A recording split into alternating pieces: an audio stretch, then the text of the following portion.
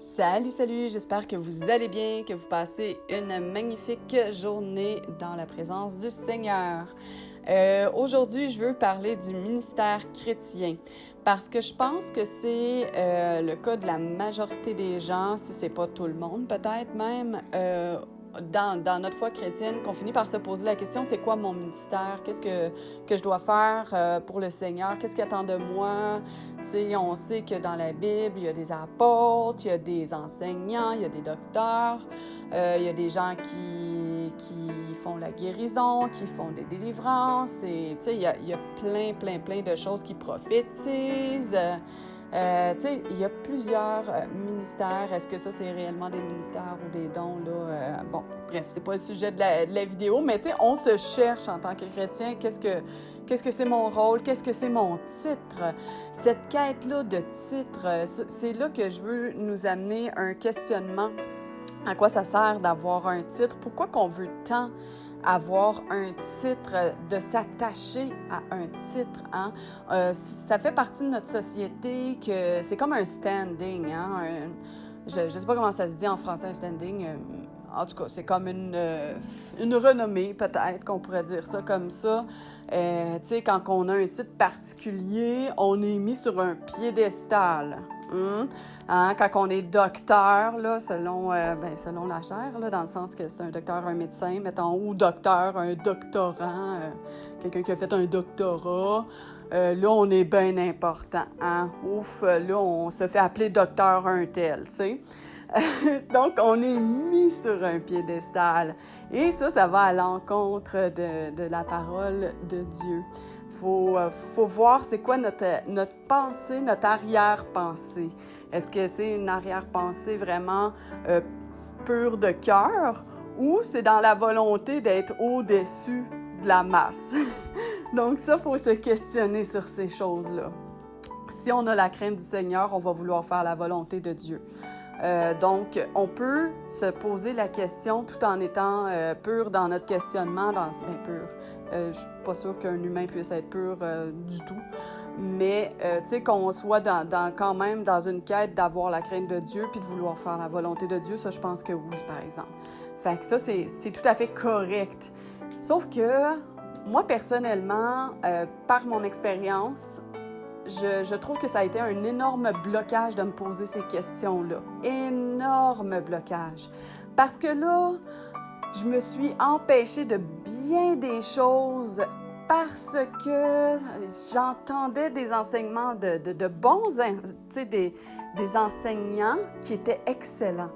Mais tu sais, c'est pour ça que la Bible est très précise sur le fait que les enseignants ne soyez pas prompts à enseigner parce que, tu sais, rapide à enseigner, à vouloir enseigner aux autres, parce qu'on est jugé plus sévèrement. Puis moi, j'ai travaillé dans le milieu de l'enseignement quand j'étais... avant ma conversion, là, je donne encore des cours de piano. Ça prend fin, là, parce que c'est ce que Dieu veut, tout simplement. Là. C'est pas parce que c'est mal d'enseigner le piano. Donc, je sais à quel point la parole d'un enseignant, de mon expérience, est prise en compte, est prise en considération de façon beaucoup plus forte que ce qu'elle ne le devrait. Ça a toujours été dans ma philosophie quand j'enseignais de dire à mes élèves, attention, vérifie quand même, hein, je pourrais me tromper, ça m'est déjà arrivé, mais vérifie, tu sais. J'essayais tout le temps de ramener le fait que j'étais aussi humaine que mes élèves, puis que moi aussi je me trompais, que ça m'arrivait. Ça a toujours été dans ma philosophie de faire au niveau de l'enseignement, et c'est probablement pour ça parce que quelqu'un qui enseigne a un impact tellement fort sur ses élèves, mettons, là, est-ce qu'on pourrait dire disciple? J'ose espérer qu'on est disciple d'aucun humain, mais qu'on est disciple de Jésus. Hein? Ça aussi, mise en garde ici. Ne soyez pas disciple d'un pasteur, d'un apôtre ou de qui que ce soit. Soyez uniquement disciple de Jésus ou de Yoshua. Et c'est dans la parole que ça se passe. Soyez disciples, soyez des fervents lecteurs de la parole. Ça, c'est mon unique message, toujours. Et soyez en relation avec Dieu qui, par son Saint-Esprit, vous enseigne. Et l'enseignement et confirmé par la parole. Ça, c'est mon unique message en tout temps. Ça ne changera jamais, j'ose espérer. Si un jour ça change, questionnez-vous et inquiétez-vous, tout simplement. Non. Bon, revenons à nos petits moutons. C'est ça. Donc, c'est important de faire attention par rapport à l'enseignement parce que ça a un impact fort. Je vais vous mettre là, les versets en lien avec le « Soyez pas prompt à enseigner » là, parce que vous serez jugés plus sévèrement par le Seigneur. C'est dans la Bible. Ça va être sur le site partageonslaparole.org avec l'article complémentaire à cette vidéo aussi. Et puis, tout ça pour dire que j'ai suivi des enseignements qui disaient, comme entre autres, que souvent les jeunes convertis, c'est pas une bonne idée de faire des vidéos, entre autres. Parce que ça peut nous monter à la tête, la popularité, puis blablabla, après ça. Puis c'est vrai que c'est un cercle vicieux, hein? À partir du moment où d'être sur les réseaux, de s'afficher comme ça, c'est vrai que c'est dangereux.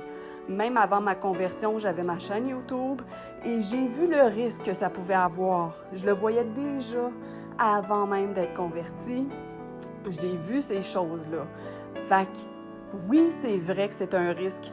C'est dommage, par contre, de dire aux gens « ne faites pas ci ». Parce que là, je vous ramène encore dans la parole qui dit « ne vous laissez pas mettre un joug par les hommes, par les humains ». OK? Même si la personne qui dit ça est bien intentionnée, malgré tout, à quelque part, elle met un joug sur peut-être un ministère que Dieu encourage, mettons. Là, je parle pas nécessairement de moi, là, tout est possible, mais c'est de façon générale. Fait que c'est super important de prendre en compte ce genre de choses-là quand on reçoit des enseignements. Ça peut nous mettre un joug de dire que telle personne ne peut pas faire ci, ne peut pas faire ça parce que c'est une femme ou parce que c'est un nouveau converti, une nouvelle convertie, ne peut pas faire ça. Donc, il faut faire attention à ça. Et je reviens au thème principal que aussi, je ne pense pas que ce soit nécessaire de chercher le ministère nécessairement. Ce qui est nécessaire, c'est d'obéir à Dieu, tout simplement. Le Seigneur va nous mettre à cœur ici et là de faire telle chose. Si on a l'élan de le faire, faites-le. Arrêtez même si c'est des enseignants qui font d'excellents enseignements auxquels vous avez tout à fait confiance, ce qui a été mon cas, ce qui est encore mon cas. OK? Ça, je bénis les enseignements que j'ai reçus et que je reçois encore.